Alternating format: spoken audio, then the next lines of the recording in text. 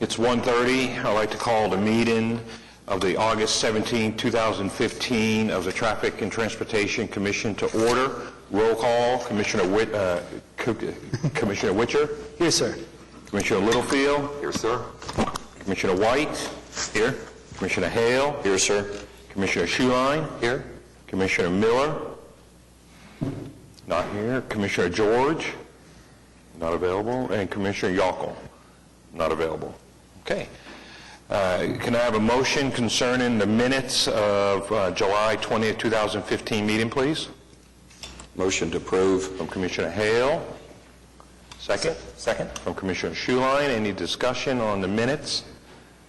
Okay, we have a motion to approve the minutes of July 20th, 2015 from Commissioner Hale, seconded by Commissioner Schuline. Votes, please. Okay, item is approved. Okay, we move on to report on licensed taxi and record services from the Police Department. John Bayless, do you have anything for us specific? I just got the report for July. On the taxis, we had 14 new renewals and 14 new permits and 26 renewals on the driver's permits. Vehicle inspections, 32 passed, 18 failed. Worked 2 complaints, had 2 investigations, 1 field inspection. On my limousines, I had drivers, I had 4 new ones, 3 renewals. On the vehicle inspections, I had 8 passed and 3 failed. On carriages, I have on carriage drivers, I had 2 new, 2 renewals. On carriages inspections, I had 1 pass. I had 2 complaints on carriages and 1 investigation. On pedicabs, the drivers had 2 new ones and 2 duplicates. On their pedicabs, I had 2 passed the inspections. And on shuttles, 1 new, 5 renewed, and on the vehicle inspections, 5 passed and 4 failed. Have any questions? Anybody have anything? Can you, the carriage complaints, what were the nature of those? 1 was due to disorderly driver. The patron was wanting to get a ride, and the driver got very irate. That was resolved very quickly. And the other one was a out-of-town visitor from Britain, was complaining about the welfare of the horses. I see. Animal welfare was contacted, and we resolved that issue the best as we could. So we're underways on looking at it. Hopefully, maybe we can get the ordinance revised here in the future. So me and animal welfare are working on some stuff. Okay. Anything else for this argument? All right. Thank you very much. Okay. We move on to item 4, the consent docket. Is there anybody here to speak against the item that's in the consent docket? Okay. Do we have any staff input on the consent docket? Okay. A representative from the neighborhood approached me prior to the meeting and was discussing the possibility of, rather than the sign just being a straight parking restriction, if it read no parking, stopping, or standing. The way the ordinance is structured, that is just a sign change. So once approved for a parking restriction, we can go ahead and post it to that effect, because I think it'll make enforcement easier for the police in the event that there are vehicles to just stopped waiting on the street. Okay. Do I have a motion concerning item 4A of the consent docket, please? Motion to approve. We have a motion to approve from Commissioner Hale. We have a second. I'll second. Second from Commissioner Witcher. Any discussion on the consent docket? Okay, we have a motion to approve the consent docket from Commissioner Hale, seconded by Commissioner Witcher. Can I have your votes, please? Okay, item is approved.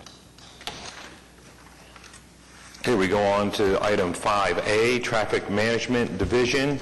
Consider a request to make permanent the temporary east and westbound stop signs on West Wilshire Boulevard at its intersection with North County Line Road in order to establish all-way stop control.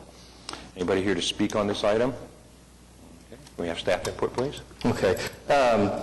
Temporary stop control has been in place at this particular intersection since last fall. It was set up during construction when the contractor had cut down the grade on County Line Road, and the shoulder area was left in a much higher than the roadway, and so drivers coming out on County Line were unable to see approaching traffic on Wilshire. With the completion of the project and the alignment of the power utility poles in the right-of-way, decision site distance is still considerably less than what the city's minimum standard is for a street with a 45-mile-an-hour posted speed limit. So this is an item to make permanent the stop control on Wilshire Boulevard that was set up on a temporary basis. This will make it permanent, and it'll be in order to address a site distance deficiency. You have a motion concerning item 5A. Move to approve. We have a motion to approve from Commissioner Witcher. Do we have a second? Second. Second from Commissioner Hale. Any discussion on item 5A? Yes, sir. Stuart, it appears to me that this was kind of something during the design of the street widening. Could it have been addressed then, or is this just the way that existing electric lines especially are, there's no way to avoid this? You know, when projects come out and there's utility relocations that are required, a lot of times we get plans that are sent out by utility companies in advance of construction, and they'll show their new pole lines with respect to like a section line reference, but you can't tell on the final construction drawings where these things are actually going to be. And there's always some variation when they finally do go to construction. So ideally, if we were able to have every bit of information relative to utility relocations and everything shown on final construction drawings, perhaps it might have been caught in advance. But in this particular case, it just wasn't. There was just no way to catch it on the plans during the review process. The reason I ask is I'm really familiar with this intersection, and just the other day after we received the packet, I was southbound on County Line Road, and a driver that was eastbound on Wilshire saw the stop sign that has the flashing LED and all that kind of stuff, kind of late and kind of stopped, kind of halfway in the intersection. And I think it's going to be an ongoing problem. Maybe there's some experience with drivers getting familiar with the intersection and all that'll help. But if this could have been something addressed during the design and document process, I think we could have. The only reason for these new stop signs is because we widened the street and now we can't see traffic coming. There's no right-of-way reason for adding these stop signs. Right. Well, the other thing is, even if there weren't utility poles present, the adjacent grade behind the curb line is so high that it makes the view of oncoming traffic exceptionally difficult. True, but I think that without the poles, the grade could be pulled down. There's Right. a lot of space in between the back of the curb and that fence on the north of Wilshire. Okay, any other talk on item 5A? We have a motion to approve item 5A from Commissioner Witcher, seconded by Commissioner Hale. Can I have your votes, please? Okay, item is approved. We go to item 5B. Mitchell Ruzello. Sorry. To consider request to remove the north and southbound yield control on North Military Avenue at Northwest 45th Street and establish all-way stop control, and to add east and westbound stop control on Northwest 46th Street at the intersection of North Military Avenue in order to establish all-way stop control. You here to speak on this item? Please come on up. Let me have your name, said probably correctly, and your address, and you have up to 5 minutes. You're not the first one to do that, so it's all right. My name is Mitch Rizzoli, and I'm the principal at Horace Mann Elementary School. And yes, we are requesting on Northwest 45th and 46th for this stop control to change. Currently, it's a yield. You guys know all this, but we serve between 400 to 450 students from 4 to 11 years old, and approximately 40 to 50% of those students are walkers who walk home, and a large population of those students live west of Classen Boulevard. And the way when they leave school, those two intersections are the major two intersections that they travel through. And as they are, the yield and the right-of-way is it gets confusing at times for people, and we're having a lot of close calls. While there hasn't been a high traffic count of accidents, we have a lot of close calls, and we're really looking at the safety of the students who have to maneuver through those two intersections daily, going to school and leaving from school, and we just feel at this point the safest thing for them is to have everybody stopping when they get that close to the school, because they step off campus right on those streets, and that really is our major concern. We've had a lot of close calls. As the principal, I walk the property every day looking at the dismissal routes, and those two intersections are always the biggest nightmare and where we have a lot of close calls, and we just don't want to have that happen for any of our students. And, that's the... All right. Thank you very much. Can we have staff input, please? Okay, we've got our comments before you. With respect to traffic volumes, neither of these intersections meet warrants for consideration of all-way stop control. Although I'll draw your attention to the second paragraph under the summary of staff recommendations, and that although not specifically addressed in any of the cities or the MUTCD review criteria, the use of all-way stop control would be beneficial at intersections immediately adjacent to schools where school-age pedestrians, which are the most inexperienced and vulnerable group of all roadway users, are likely to cross school on their way to and from. So at this particular location, being a pedestrian route for, I guess, those neighborhood children that will walk to the school, it would be an appropriate use to use all-way stop control at these two intersections, but action will be at the discretion of the commission. Thank you very much. Do we have a motion concerning item 5B? Move approval. Okay, we have a motion from Commissioner Littlefield to approve item 5B. Second. And a second from Commissioner Schuline. Any discussion on this item? A couple of quick comments. I'm very familiar with these two intersections as well, and it makes perfect sense to do this. One thing that I would really like to see in addition to the stop signs, there are existing crosswalk markings, and they're very faded. And I think it would be a really good thing to upgrade those in the event that this passes or not. And the other comment that I wanted to make is I had a conversation with Kevin Bundy.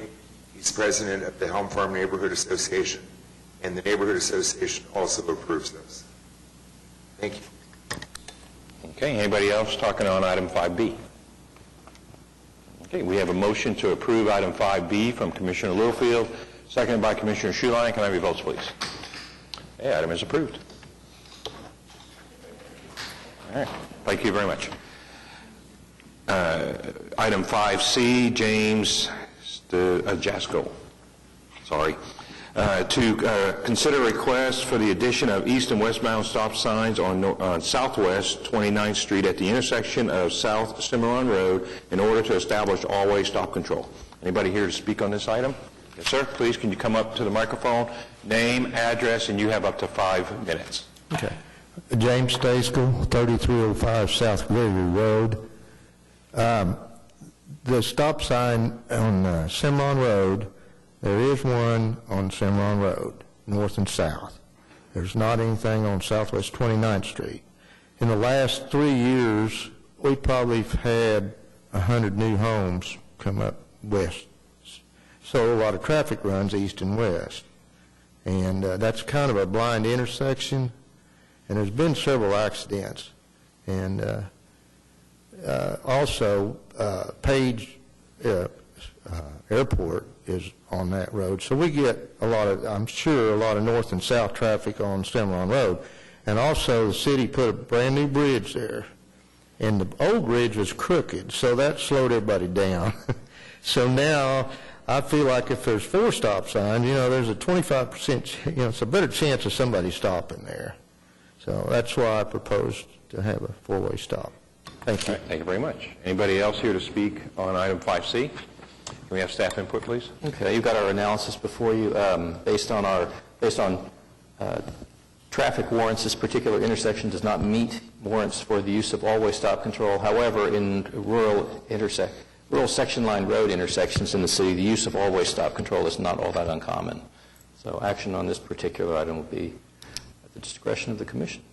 Okay, do we have a motion concerning item 5C? Move to approve. We have a motion from Commissioner White to approve item 5C. Do we have a second? We have a second from Commissioner Littlefield. Any discussion on this item?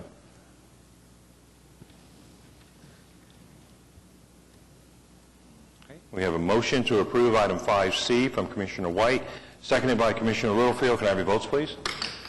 Okay, item is approved.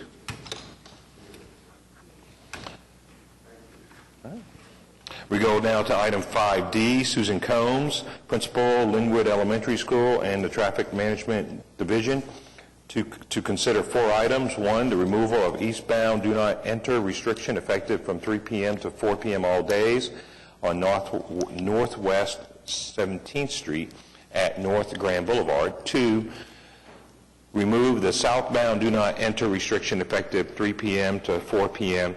Monday through Friday on North Woodward Avenue at Northwest 17th Street. 3, establish a westbound do not enter restriction effective 2:30 p.m. to 3:30 p.m. school days only on Northwest 17th Street at North Woodward Avenue. And 4, establish a northbound do not enter restriction effective from 2:30 p.m. to 3:30 p.m. school days only on North Woodward Avenue at Northwest 16th Street. We have somebody here to speak on item 5D. Yes, if I could have your name, your address, and you have up to 5 minutes. Ann Edwards, 3416 Northwest 17th, and I'm the secretary at Linwood Elementary. I've been there 25 years, and I've seen the school go from 250 kids now to 520. The old traffic directions worked just fine until we went to 520 and had our maps improvement with the driveway. With the driveway addition, the direction of the street does not work.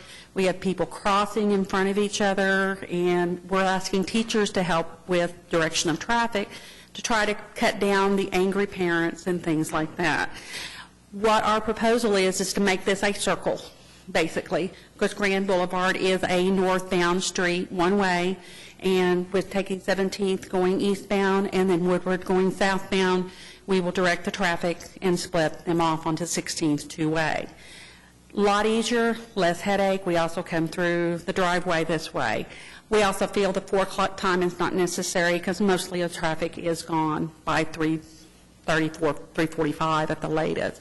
So we're asking more for the 2:30 time, 2:30 to 3:30 time, because that's when our parents start lining up. All right, thank you very much. Thank you. Anybody else wishing to speak on item 5D?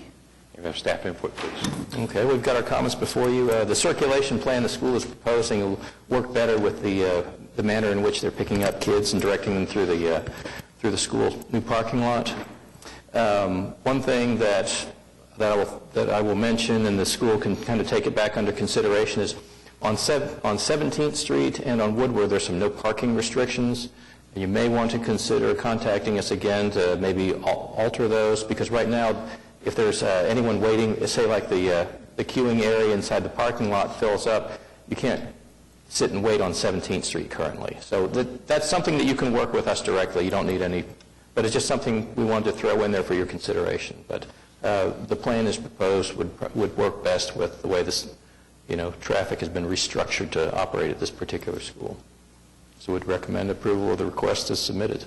And we had noted on the application that the signs that will be put in place would be restricted to school days only, because Monday through Friday captures Monday through Friday every day of the, every Monday through Friday of the year. School days, you don't need to tailor to match a school calendar necessary, because the restriction will be in effect so long as school's in session. So if they go to year-round learning or change your calendar in any way, shape, or form, it accommodates that. Okay, do we have a motion concerning 5D? Mr. Chairman, I move we accept the applicant's request with the staff recommendation that it is limited access to school days only. Okay, do we have a second for item 5D? I'll second. And we have a second from Commissioner Witcher. Do we have any discussion on item 5D? Just a quick question. Stuart, if a driver is sitting in the car, would that still be a parking violation? I mean, if there's actually a driver attending the car? Yep, okay.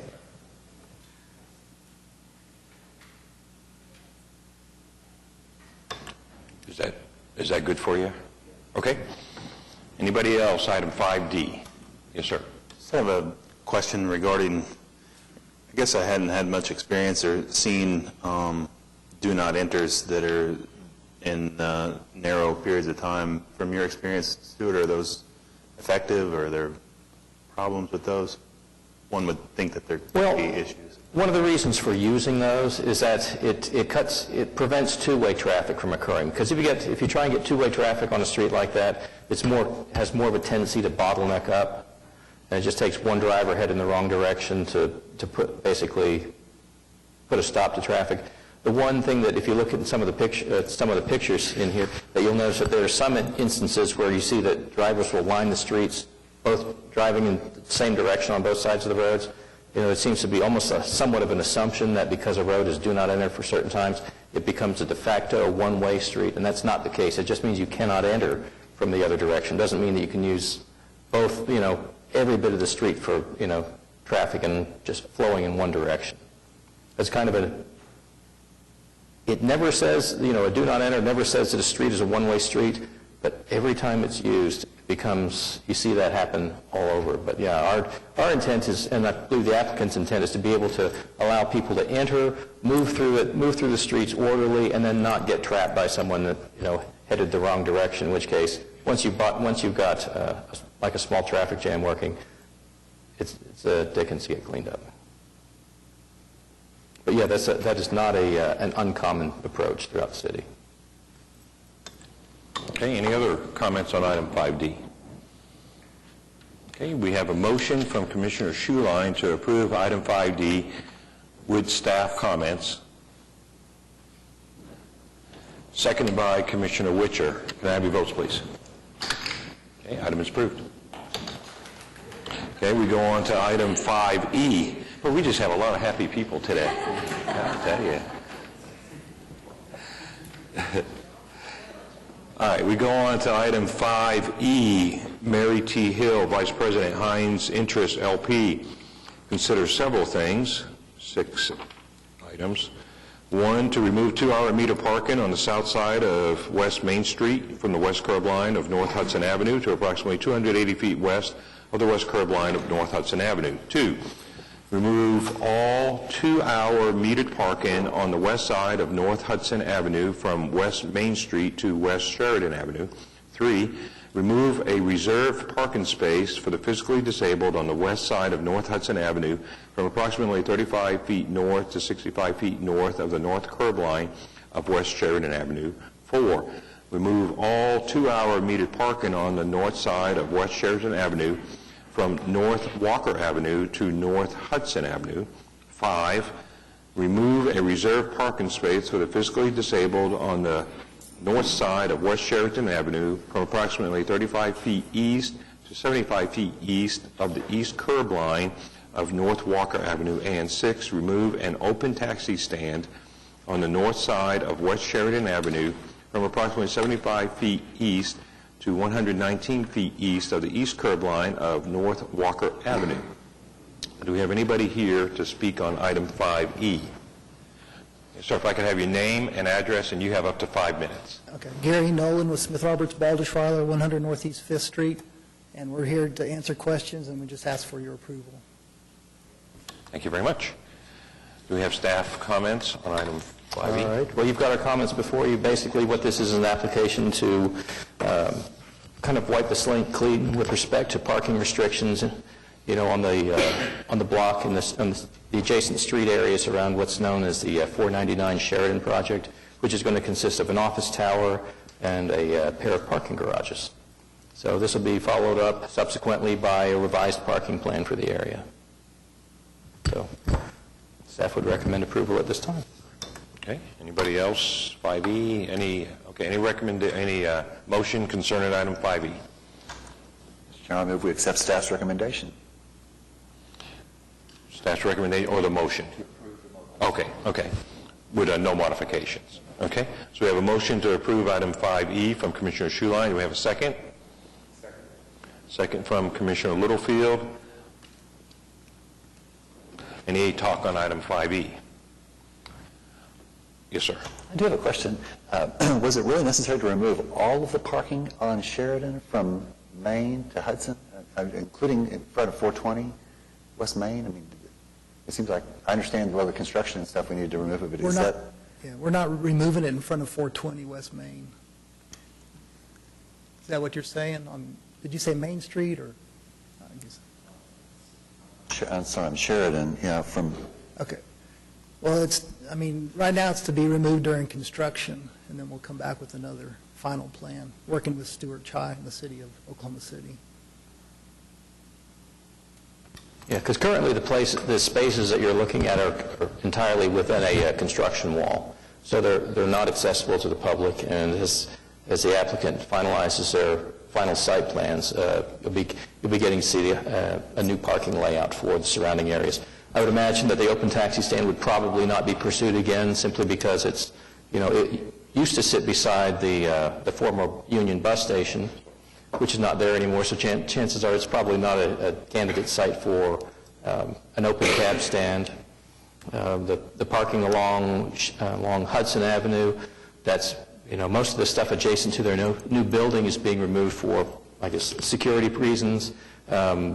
There were two spaces that were between, like, the alley that crosses along the south side of the building where Oklahoma City Public Works is located, and those two spaces would be separate, would be too close to either the alley and a proposed driveway in order to be maintained for sight distance purposes for vehicles entering and exiting the garage. So a lot of these changes are driven by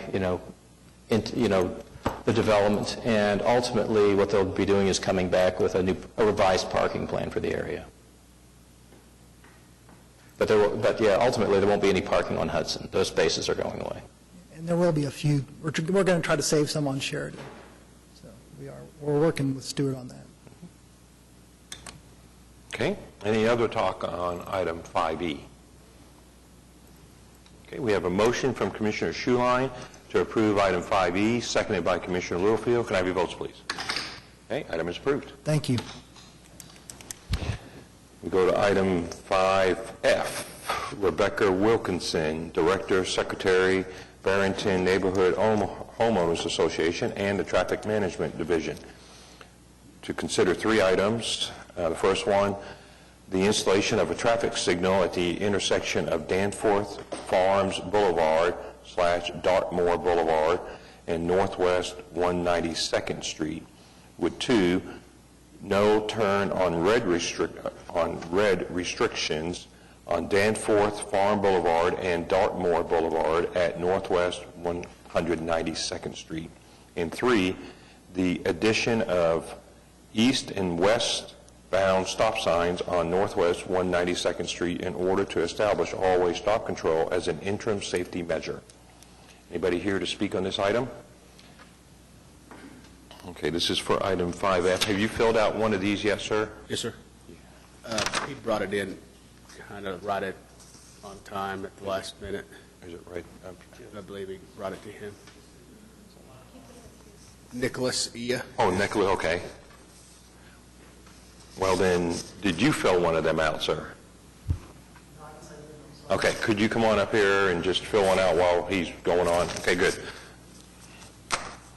Okay, so we have your name, your address, and you have up to 5 minutes. Okay. Nicholas Ia, and I reside at 1408 Northwest 190th Street. I'm currently the vice president of the HOA for Barrington Neighborhood.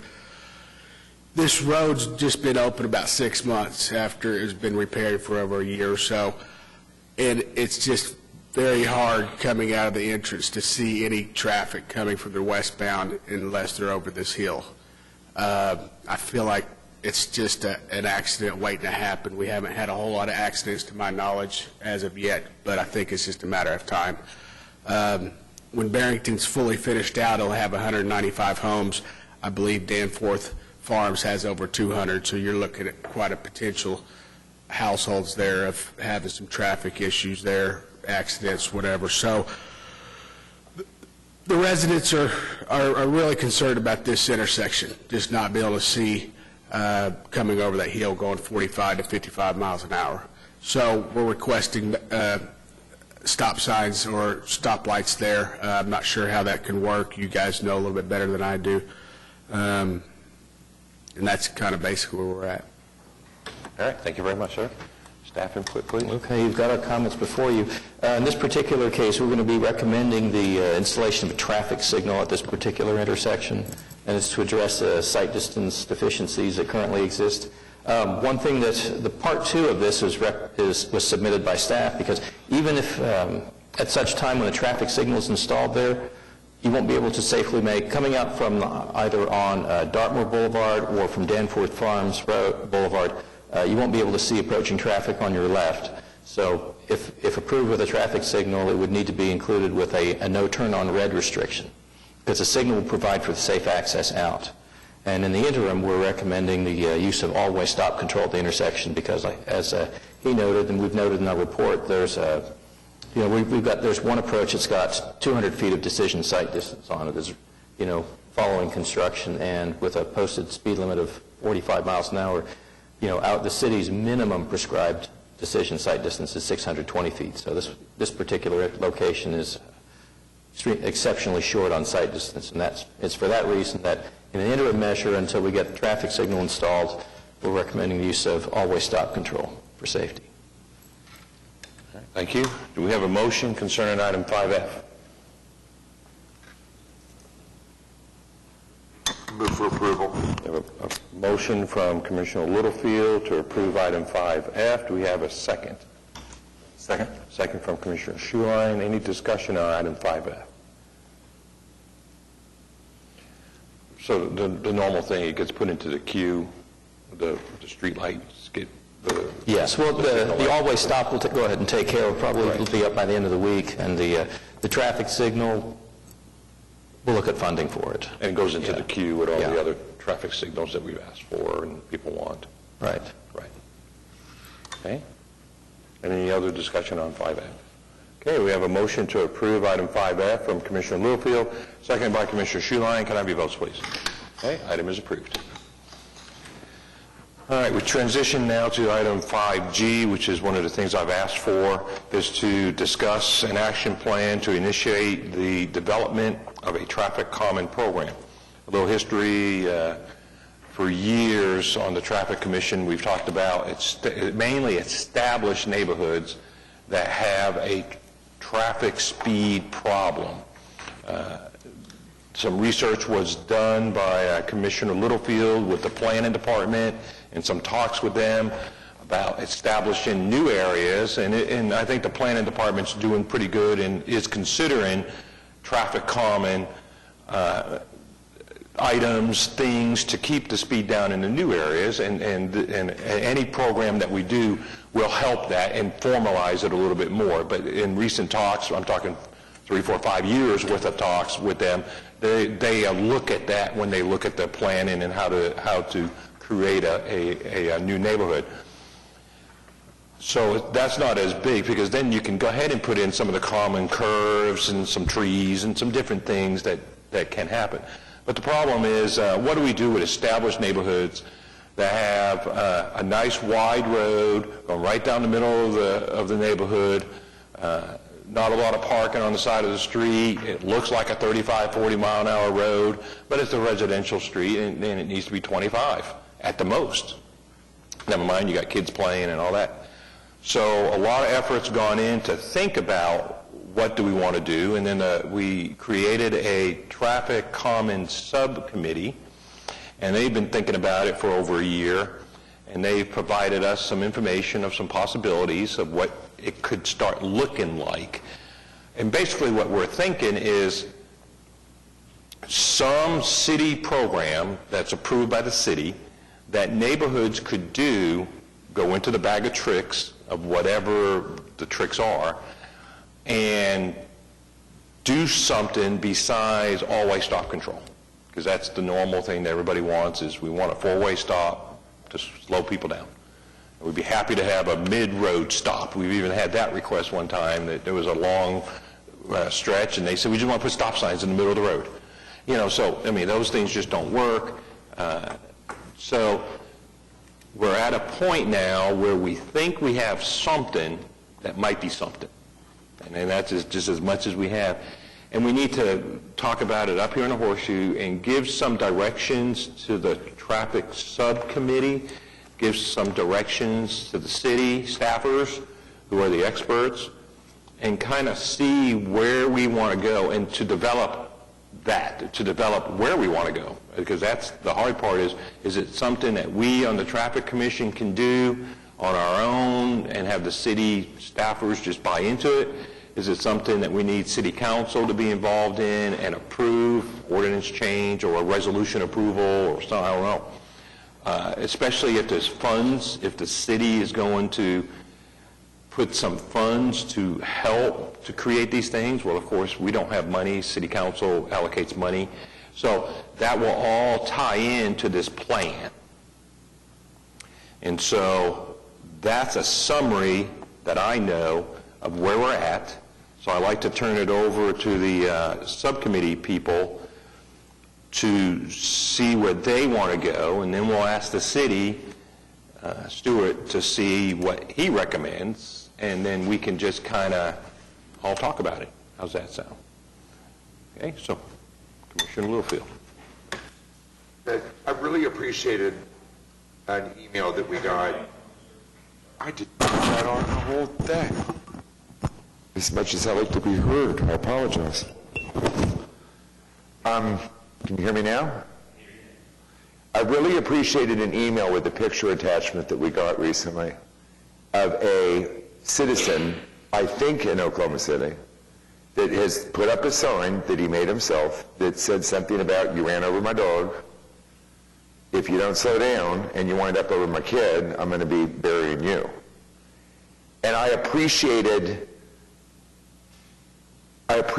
it, and I appreciated the ridiculousness of it too. I can see why somebody would do that they would get so fed up. But the driving message that finally hit me with that was, we've got problems in neighborhoods with speeding people. And citizens are recognizing it, and they're reaching out, and they're trying to find a way to slow people down and have them respect that 25-mile-an-hour speed limit. So I think Commissioner Schuline and I have done a very, very good job of educating ourselves and learning about traffic calming devices and educating ourselves on traffic calming plans. And we're at a standstill without a team here. We need your office. We need, I think, other organizations, George Roscoe, Central Neighborhood Alliance of Central Oklahoma, other citizen groups helping develop what this thing could look like and be. And what's very cool about our city, and hopefully every city in the United States, is every time you think you've got something right, there's an opportunity to tweak them. Take things away, put things in. It's not about being forced to get it perfect the first time around. It's about getting something started and implementing it and testing the waters and see how it goes. One of the items in the attachments in this item today is the box graph where it leads you down the road. And one thing that I think that is very important to consider in this type of a plan is that there has to be an opportunity for neighborhoods to financially participate in these solutions. This seems to indicate it's a city funding them. But I would like to see that included. So my mind is open. I am totally enthusiastic about it. I want to keep working on it. But I think it's time now to take a next step. And I'm sure that JB has something to offer. Not a lot more. I think you captured it really well. You know, what we just really kind of summarized was kind of the elements of model traffic calming programs in other cities, and there are a lot of other cities that have embraced it. I think like just recently, I think Tulsa adopted one in 2013, although it was mostly just speed bumps. But other cities have kind of have invented the wheel. We don't have to reinvent it, I think, really. So if we want to borrow from them and pick some elements from the programs that we like, we can. And if we don't think that the time is right to move forward, we accept that too. But we just like to get the discussion out there and get feedback from the Commission and the Traffic Management Division, really. And then planning. I think planning has a big stake in this because of their role in the development of the functional classification plan and other stuff. So. Okay, so the traffic subcommittee has come up with some ideas, showed some plans that some other cities have done up, and I think what we need to do is figure out how do we move from here to something 6 months to a year from now, a product, and whatever that product is, we need to figure out how to move. How do we take that next step? Do you have more comment before we go to Stuart? Comment. Perhaps it could be something like a city staff member working a few hours a week with the traffic calming subcommittee. If it would take funds to have a staff member do that, maybe the next step is to possibly present this notion to City Council and see if we could get some funding for a city staff member to start looking into something like this and helping to formalize it. I'm really naive to how that works, but I'm speculating that it's going to take a paid city staff member to devote some time to something like this. Okay, so Stuart, coming to you now is we think that the city needs to have something for traffic calming. And they've done some work and seen what's out there and have some ideas. How do we get from this thought to something that might be an action plan that can be implemented and neighborhoods and citizens can help fix their problem without saying, I want a stop sign? I think probably what you'd need to start out with is developing basically like a flow chart, a decision-making chart. That's kind of what you kind of got before you on the screen right now. It's where people have the opportunity to bring in the same concerns they bring before us when you get requests for all-way stop control, and other traffic control measures like that. But in order to implement a program, you've got to basically establish some like baseline measures, like what constitutes a neighborhood traffic problem. Is it a number of collisions? Is it an 85th percentile speed, which seems to be kind of a norm that's used in a lot of other communities when looking at these things? Because depending on where you are, some people may perceive that they've got a significant issue, but when you go out there and you actually run a speed study, you find out that the 85th percentile speed, which is kind of the basis for establishing speed limits, is pretty close. If it's posted at 25 miles an hour, you find that it's pretty close to that speed already. So does a community and does a neighborhood invest time and effort into chasing down a problem which, from our standpoint, doesn't really exist? Now, if you get into a situation where you've got like we did a study on a street called Pebblestone Parkway several years ago, and there's actually an all-way stop that was requested kind of mid-block at a private street called Northwest 127th Street. Pebblestone Parkway ran between Northwest 122nd Street and, I believe, Council Road. It was basically a boulevard-type road, just one lane in each direction, but because there were no driveways and because of the lane width, we had an 85th percentile speed in excess of 35 miles an hour on that road. And it wasn't uncommon to see, to get speed recordings up in the 40-mile-an-hour range, but it's posted 25. However, drivers respond to it in a different manner because the built environment, basically elicits a response to travel at a higher speed than 25. So you have to look at how things are designed. You have to look at, in a situation like that, you could make the case that, there's something out here that doesn't fit for a residential environment. Then you can take one of two different approaches where you either raise a speed limit or you can take an approach whereby you try and do something to retrain drivers to, respect local traffic laws and drive responsibly. So I think if you're going to do this, you have to develop a process. You have to be able to set benchmarks for determining when you have a problem and when you don't. And then from there, depending on like the classification of the roadway, how do you go about addressing it? There might be some tools, that are developed that might be more applicable on certain types of streets than they are on others. There's been a lot of talks of use of devices like speed humps, and not to say that they may not have their use, but you also have to look at ramifications like long-term maintenance. Who pays for their initial construction? Because typically, Public Works does not have a budget for installing things like this, or like permanently installed radar driver feedback signs. There's no budget for an item like that. You might look at chicanes, any number of things in your toolbox, but they've got to be appropriate for the street that they're on. If they're, I know some jurisdictions don't particularly care for having, a device that alters speed, especially like on a collector roadway in a residential area, because, that might be a route that first responders typically travel, and so they may not care to see something like that because, the standard, it's a high priority for first responders. You'll hear them say seconds matter all the time. And there's a lot of times when, being able to rapidly respond to something is critically important to them. But there are times, on in a residential area, once you get off the collector system, maybe not so much. But anyway, so I think that probably from a subcommittee standpoint, you need to start developing processes, whereas, we can consider, we would consider this to be a speeding issue. And then you have to find a means of getting buy-in or feedback from a neighborhood, because the last thing you want to do is work in the absence of neighborhood feedback. The other thing is if you get, if the proposal from one group is not well received by another, there has to be some means for reconciling what to do, or whether or not you proceed forward with it. Because if you've got only, say like maybe just half a neighborhood prefers this, and half doesn't, I think you need to be able to come to terms where you get basically more of a consensus decision as to what to do, or if anything should be done. So I think developing process is probably just as important as starting to look at methods.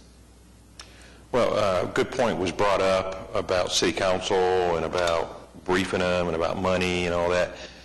Do you think that that's a concern from the Public Works, is the effort it would take to work this with us to come up with a city plan, that there's sufficient resources there now, and that city council wouldn't have to adjust the budget or something, or to help? That's the first question. And the second thing is, does Public Works think, hey, yes, traffic commission, that sounds good, but until city council thinks it's a good idea, we don't want to put any resources? So, there's two different kind of looks.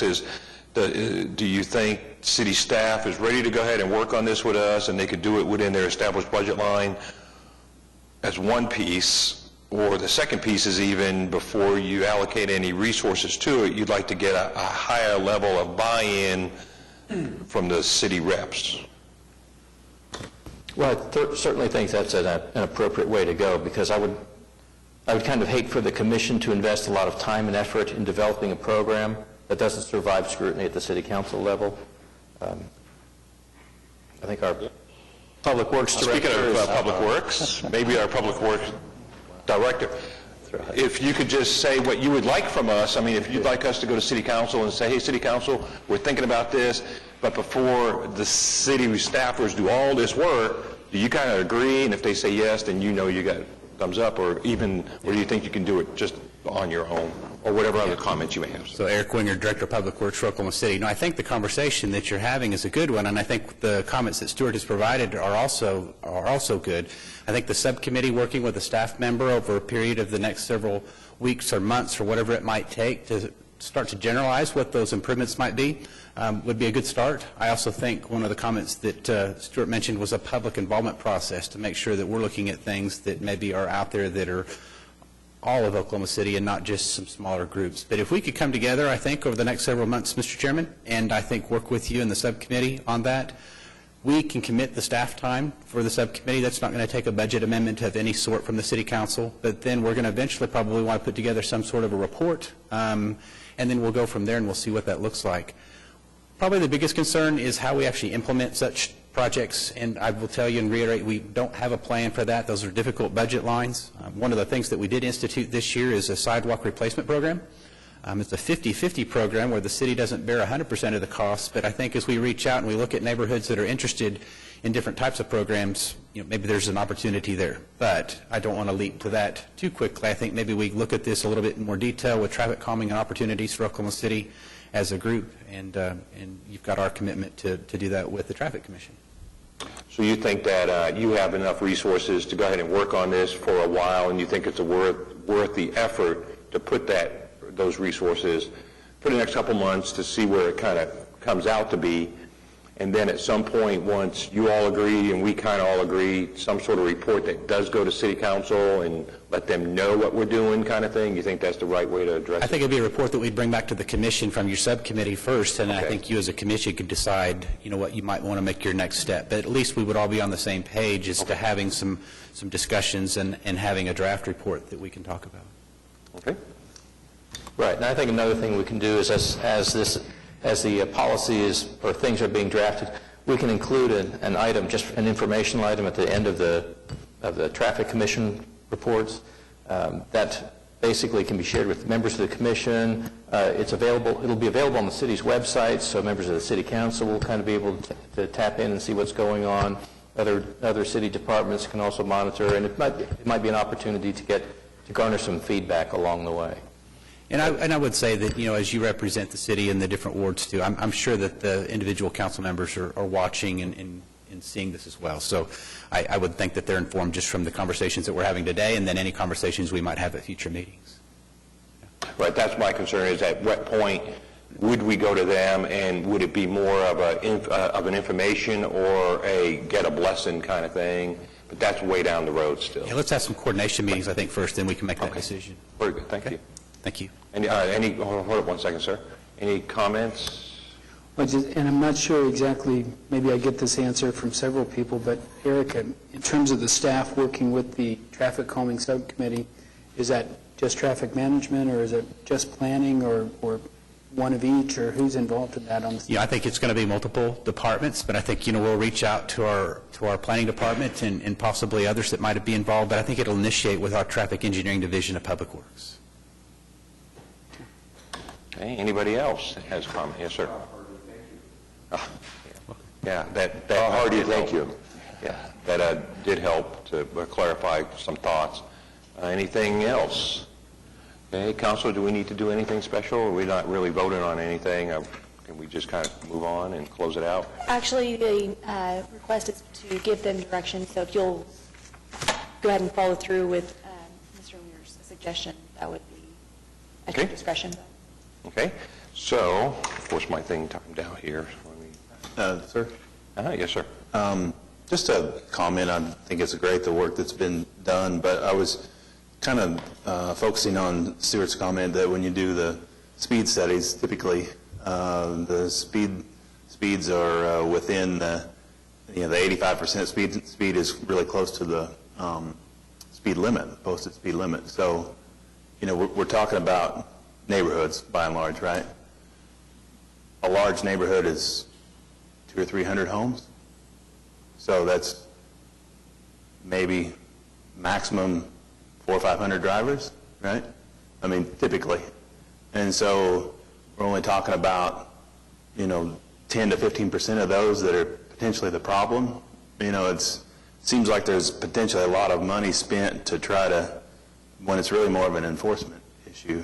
So would it be better to when you talk about citizens getting involved or neighborhoods getting involved, I know officer time is at a premium, but, if you put some officer time toward, catching the rogue speeders in the neighborhood, you could probably handle it pretty quickly, once a quarter or once or twice a year, because by and large, most people are law-abiding, as they run through the neighborhood. It's not, and it's likely not the folks that are one-time visitors in the neighborhood. It's the folks that are that are pushing the limits inside the neighborhood that are, that just need to be curtailed. So just a different thought, I think. Well, what I found when these things come forward is what happens is the neighborhood 20, 30 years ago got built.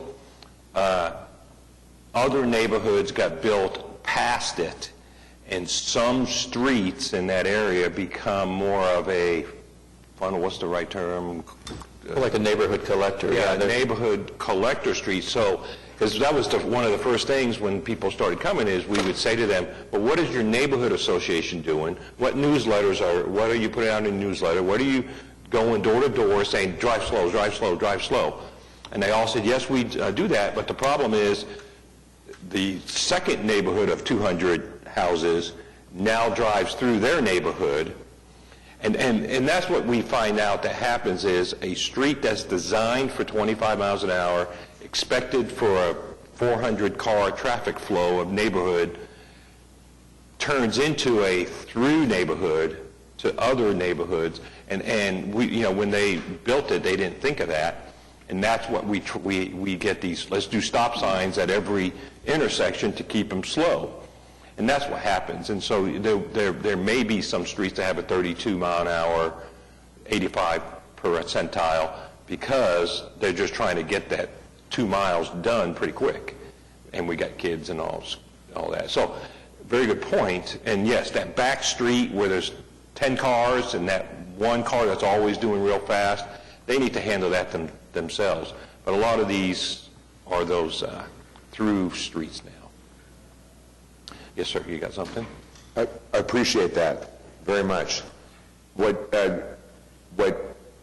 Commissioner Cruel is referring to is cut-through traffic, which is, it's not just about dealing with speeding. It's about looking at cut-through traffic as well in a traffic calming program. There's so many different demographics in neighborhoods in Oklahoma City. There are the newer ones that were built out there 25 years ago. It's like a string of pearls. Now they're all connected, and we're having those kinds of issues. But there are also tiny little neighborhoods with 60 homes that can be, the only way to get in those neighborhoods is through a brief commercial district, for example, where there's like a drive-through or something. I don't want to personalize this, but this weekend, twice, at about 11 o'clock at night, sitting on my deck, there was a black car that went so fast down my street, it made my chair go like this, and I'm 50 feet away from the street. This guy was humming. And you're not going to catch those people by having a police officer sitting out there, because we can't have them sitting out there all the time.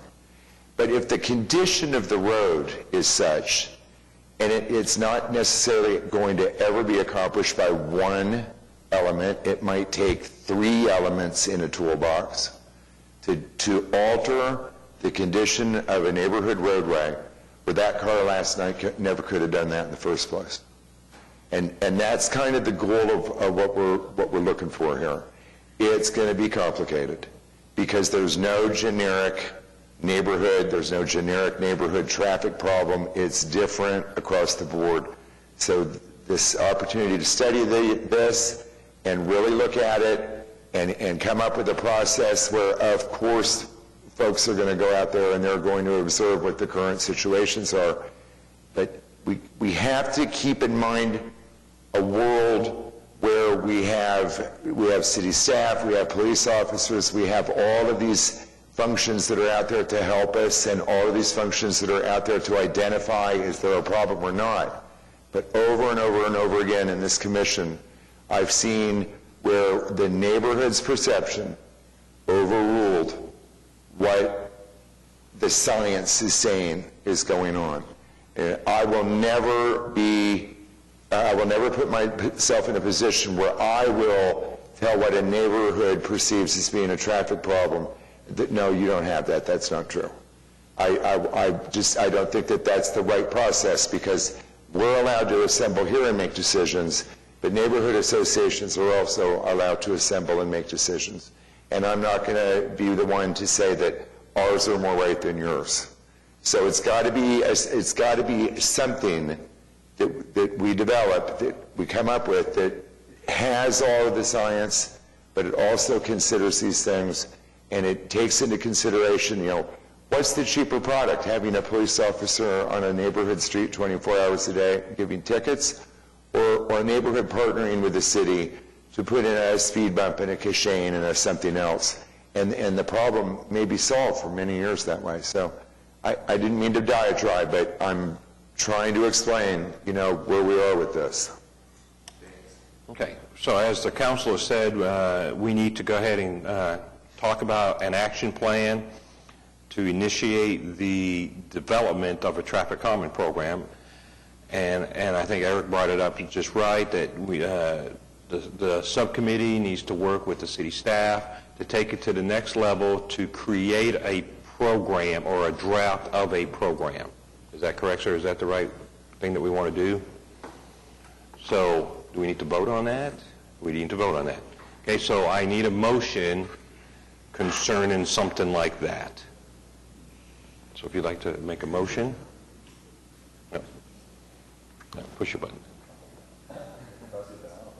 Oh. So,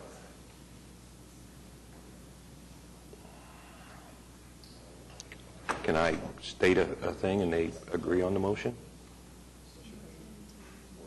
Okay.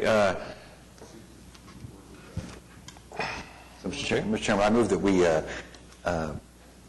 the subcommittee for traffic calming continue to work with the staff to develop to